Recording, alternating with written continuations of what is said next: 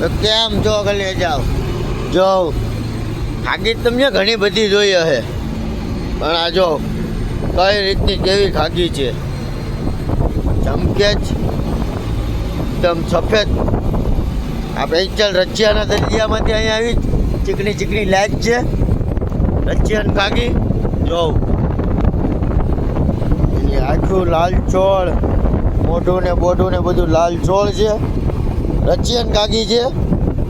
સમજો કેવી આંખ છે એની લાલ લાલ ટમેટું ગોલા જેવી શહેરી છે